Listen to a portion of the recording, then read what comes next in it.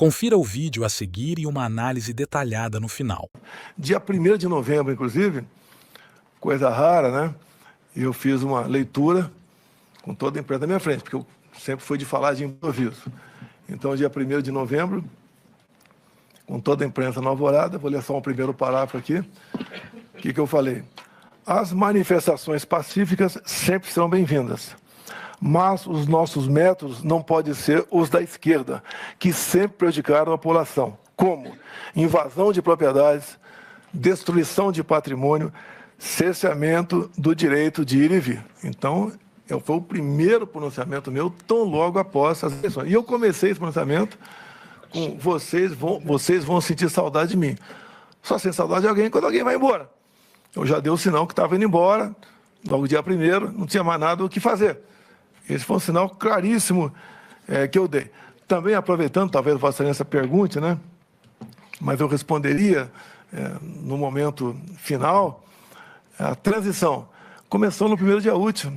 Nós nomeamos o Ciro Nogueira, senador, para ser o homem nosso, para fazer aí a transição. Do lado de lá, eu acho que foi dia 5, por aí, eu publiquei o nome de Geraldo Alckmin como o homem que ia responsável pela transição do outro lado. Uma transição pacífica, ninguém teve nenhum problema.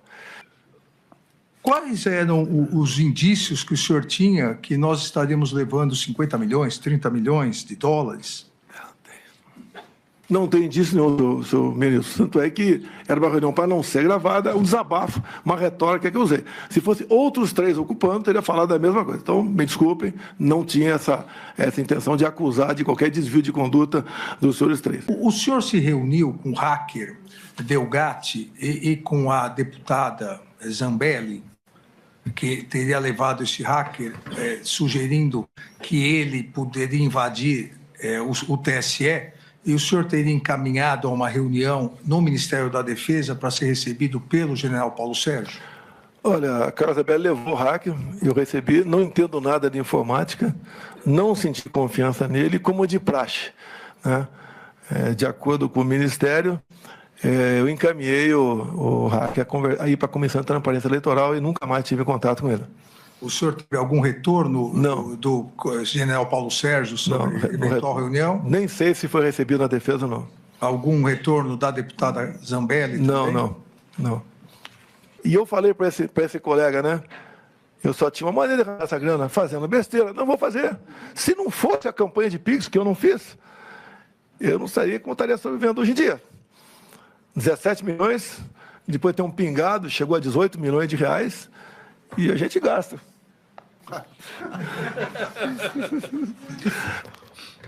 Posso fazer uma brincadeira? O senhor sabe. Eu perguntaria aos seus advogados antes. Eu gostaria de convidá-la para ser meu vice em 26. É isso aí. Eu declino novamente. Meu ministro, desculpa aqui. Fraude sistêmica facilitada. Consenso científico.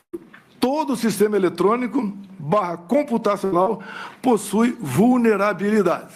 Então, basicamente, senhor ministro, a minha retórica me levava a falar dessa maneira. Essa reunião não era para ter sido gravada, algo reservado. Como em tudo quanto é local, se faz reunião reservada. Alguém gravou, do meu entender, de má fé.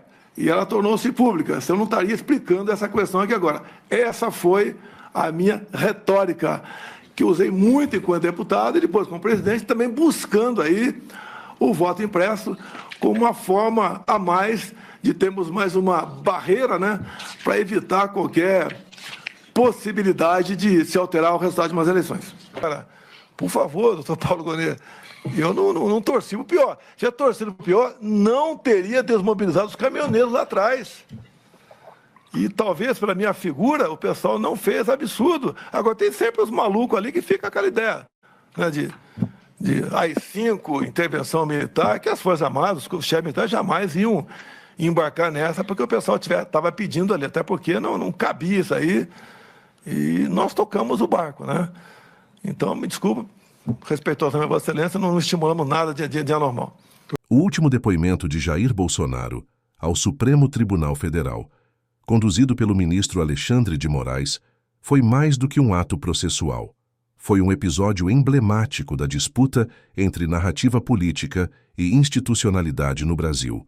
Bolsonaro demonstrou postura estratégica, equilíbrio emocional e, acima de tudo, consciência do jogo político-jurídico ao qual está submetido. Um dos pontos mais marcantes de sua fala foi a negação firme de qualquer tentativa de golpe, ao mesmo tempo em que reconheceu ter participado de discussões internas sobre alternativas diante do que ele considerava um resultado eleitoral duvidoso. Essa postura, por mais polêmica que seja, mostra um líder que refletiu sobre os limites institucionais e optou por não romper com a legalidade, mesmo pressionado por alas mais radicais. Outro gesto de inteligência política foi o pedido de desculpas a Alexandre de Moraes por insinuações anteriores. Isso mostra humildade e, estrategicamente, um reposicionamento diante da justiça. Ao adotar uma linguagem de recuo, Bolsonaro tenta desarmar a animosidade no processo, sem abrir mão de seu discurso político baseado na desconfiança sobre o sistema eleitoral eletrônico. Mais ainda, sua crítica ao sistema de urnas eletrônicas se manteve firme, mas em tom menos beligerante. Ao dizer que, se não houvesse dúvida nas urnas, não estaríamos aqui, Bolsonaro não apenas reforça sua narrativa, mas também joga a responsabilidade do ambiente de tensão sobre a fragilidade da confiança institucional, um ponto que, para muitos de seus apoiadores, segue sendo legítimo. É preciso destacar também sua interação inusitada com Moraes, quando o convidou para ser seu vice em 2026. Pode parecer deboche, mas também evidencia a capacidade de Bolsonaro de usar o humor como mecanismo de descompressão e comunicação com sua base, uma estratégia midiática que o distingue de outros políticos.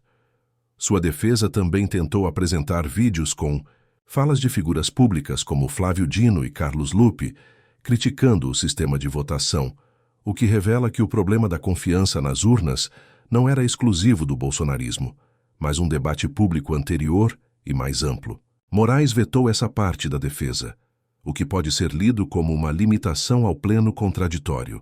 Por fim, Bolsonaro mostrou que, apesar da pressão institucional, continua se colocando como uma figura central no debate político nacional, inclusive já sinalizando, com ironia ou não, sua presença nas eleições de 2026.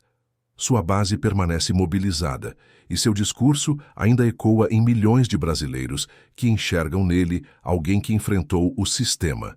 A crítica que se pode fazer, portanto, é que Bolsonaro foi coerente com sua narrativa, estratégico em sua fala e, acima de tudo, consciente de seus limites legais, o que pode incomodar seus adversários, mas é parte legítima do jogo democrático.